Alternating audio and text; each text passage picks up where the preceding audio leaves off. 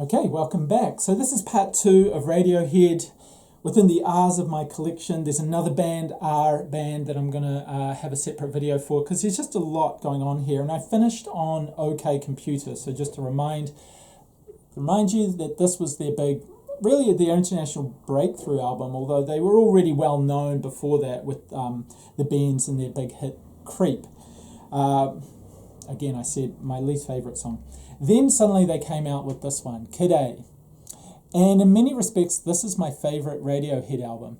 And of course, it's having a little bit of a resurgence with Amnesiac, because there's Kid Amnesiac double album that's come out with a few B-sides and stuff. But Kid A, suddenly there was a lot more electronica, a lot more bleeps and blips, and the kind of sound that I was used to through Warp music like Aphex Twin, and I'm trying to think other things on the Warp label. I can't off the top of my head, but you know, just pure electronica that they started to bring in. Now there's still singing, there's still songs, but it wasn't as guitar driven. It wasn't the 4-piece sort of rock band, let's say, that they were, and even this sort of moved on from OK Computer. OK Computer sort of hinted at this, but this is where a lot of fans just went, I'm out. You know, this isn't for me. This isn't Radiohead. This is some electronica band with Tom York singing over the top of it. And of course, more synthesizers. That's always a hard word to say. Change the dynamics of an album. And I've got this sort of special edition of Amnesiac, because this was, followed up pretty quickly by Amnesiac. So Kid A and Amnesiac are very similar albums. And again, I really love both of them. They're quite intense, just interesting to me, beautiful. This is sort of done like it's a library book, so I'll just open it just so that you can see.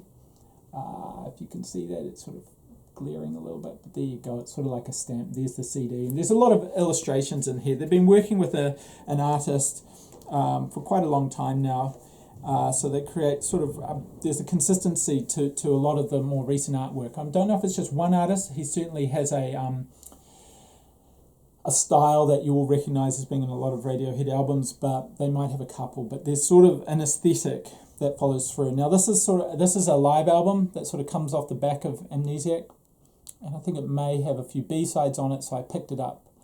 This is me being a bit of a completist, so I might be wrong, live recordings, and this is really good. This is worth getting, in my opinion.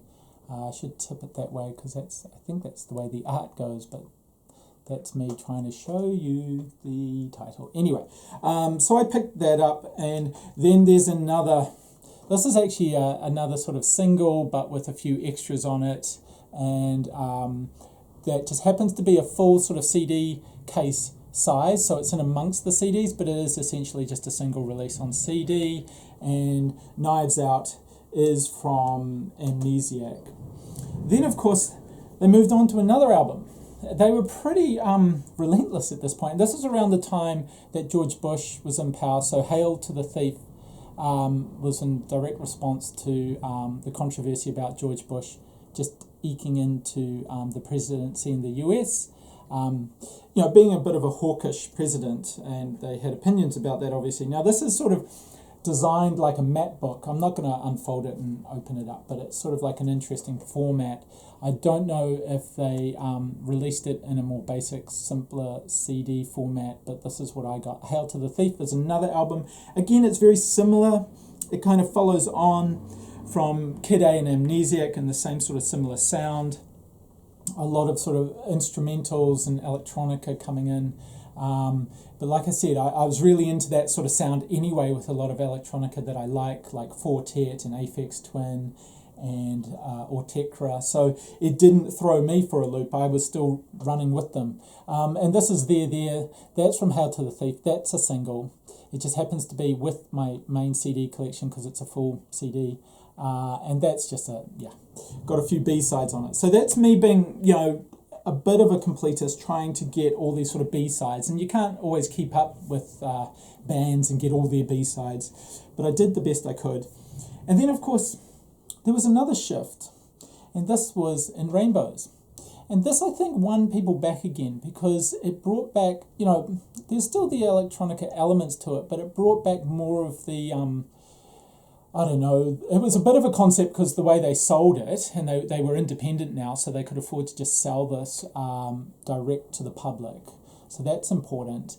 And it went back to a bit more of the guitar-driven sort of alt-rock sound that people maybe associate with the Bends, and maybe a mix of the Bends and OK Computer, the more sort of approachable sound. Some people are still critical, saying, oh, you know, it's still not Radiohead that we knew, but get over it, I say.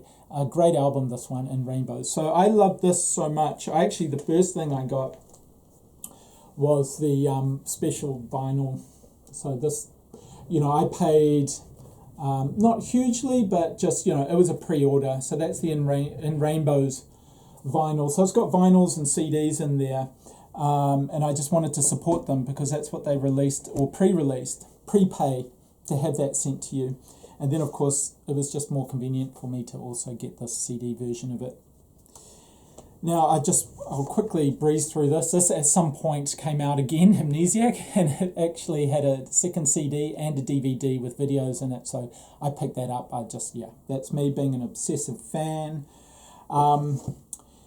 And off the back of that, this I think is to do with, I'm just looking at this is probably more like live versions of the In Rainbows album, I think, or it's just a live album, so there might just be a mix of all those recent releases, Amnesiac, in Hail to the Thief, In Rainbows, because I'm doing this in order, by the way. I should have said that. So have a look at the description, because I do want to put this lot in date order so you get a sense of sort of the directions in which they went. And this is actually a really good live album. It says it's for Japan only, so I don't know, you know, a lot of things for Japan are very expensive to get your hands on. So see if you can get it, if you want to get a physical format. Comlag it is called, because my finger's probably covering that up. Comlag. And that's just a live album of recent stuff coming after In Rainbows. Now, finally, God, I'm trying to race through here. Another full-length album, so a real album. So after In Rainbows, The King of Limbs. Now this, again, I pre-ordered this on vinyl. This also has a CD in there. It's amazing. They actually have this, I'm not going to get it out. If you can just see, let me just try and get the edge. They did this LSD blotter printed, you know, and it's got... what's it called, perforations there, so you could break that up as little acid drops. Don't ask me how I know that. That's another video. But The King of Limbs is amazing as well. And again, it sort of follows after In Rainbows. They're sort of returning back to more guitar-driven. Still, there's that electronic element. They haven't abandoned that. They've kept going with that, but it's not what... I think people, I mean, for myself, as I said, I liked it, but I think people got used to the direction they went in eventually, and now Kid A and Amnesiac are sort of being heralded as these amazing albums that were a breakthrough at the time. Is heralded the right word? I don't know. I also got the remixes. So this is, again, me being obsessive, just wanting to get everything. There's just great sort of electronic remixes of that King of Limbs. And as I'm trying to get through all of this, I get to the final album that I've got, because I haven't got Kid Amnesia. I don't know if I really need to get it. I think I'm pretty well covered. There might be a couple of tracks in there that have never been released before. I think that's how they upsell these things. But I mean, all of these extras that I've gotten, aside from the main albums, have covered a lot of those B-sides that can be really good. A band like Radiohead won't put out any kind of filler, really. They may leave things off an album, but if you get the singles, those tracks are just as good as what made it on the album, in my opinion. I'm obviously a fan. I have a bunch of Radiohead singles, but they're kept with the singles, the sort of thin disc singles. And of course, there's Moon-Shaped Pool. Is it Moon-Shaped Pool? A moon-shaped pool. I just need to sort of double check that sometimes. I haven't listened to this for a while, but this is beautiful. This is a lovely album. And again, I think they've really sort of found their new sound in terms of how they've shifted from what was a very rocky, kind of mosh pit band in some respects. Like, I've been and seen them a couple of times, and some of those tracks, like Creep, which Fortunately, they didn't play, but there's sort of other tracks like that where they're pretty rocky and people get into it and throw themselves around a bit. Otherwise, yeah, I mean, Radiohead is an introspective, melancholic band, but, you know, you've got to have those in the world. And they still have these sort of uplifting tracks in amongst it, and that, I think, is that light and dark that I really like with alternative music. So that's my entire Radiohead collection. Well, except for some of the singles, which I'll get to in another video where I cover sort of outsized items and box sets and CD singles and things like that. So I'll leave it there, and thanks for watching. We'll catch up again soon. I want to look at the next R band that I'm just going to focus on, and can you guess what that is? Radiohead was pretty easy. There's another alternative indie band that starts with R, which I think is pretty well known. So come back for more and see you soon.